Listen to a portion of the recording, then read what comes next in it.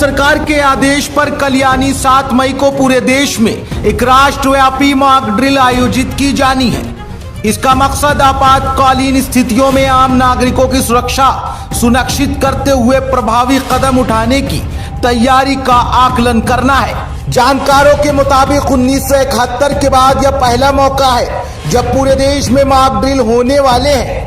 भारत पाक के बीच 1971 में हुए युद्ध के दौरान देश में अलग अलग स्थानों पर सायरन बजाकर ब्लैकआउट किया गया था। ब्लैकआउट के दौरान घर की सभी लाइटों को बंद करवा दिया जाता है, यहां तक कि इन्वर्टर से भी लाइट जलाने की मनाही होती है। ये भी निर्देश दिए जाते हैं जो लोग बाहर हो वह अपने अपने घरों में चले जाए। सायरन की आवाज इतनी तेज होती है कि एक प्रभाग में बचाए जाने पर लगभग 2 से 2.5 किलोमीटर तक उसकी आवाज जाती है।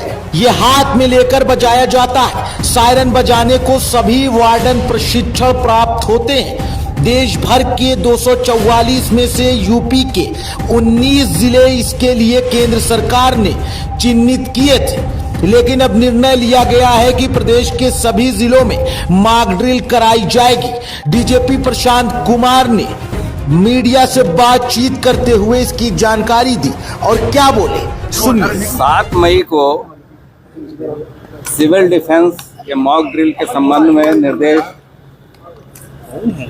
भारत सरकार से प्राप्त हुए हैं। वहाँ से जैसे 19 जिले आइडेंटिफाइड हैं, जिसमें एक जिला ए कैटेगरी में है, 2 जिले सी कैटेगरी में है, रेस्ट सभी जिले बी कैटेगरी के हैं। लेकिन यहाँ की संवेदनशीलता को मद्देनजर रखते हुए शासन द्वारा ये निर्देश दिए गए हैं कि सभी जिलों में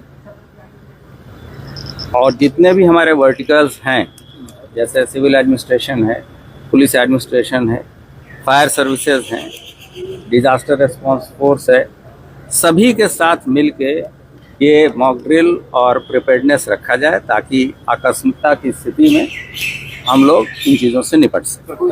समय के बारे में वो स्थानीय लोग इसको तय करें, या अगर कोई भारत सरकार से कोई केंद्रीय अगर सेंट्रलाइज कोई शासन के आदेश आते हैं भारत सरकार या शासन से, अदरवाइज अभी तक तो यही है कि कल किया जाना है और सभी वर्टिकल्स मिलकर करें।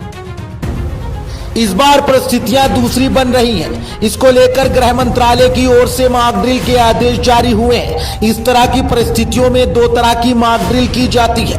एक तो शहर में ब्लैक आउट कर दिया जाता है, दूसरा किसी बिल्डिंग आदि के गिरने, आग लगने आदि के दौरान किस तरह से लोगों को सुरक्षित करते हुए उनका बचाव किया जाए।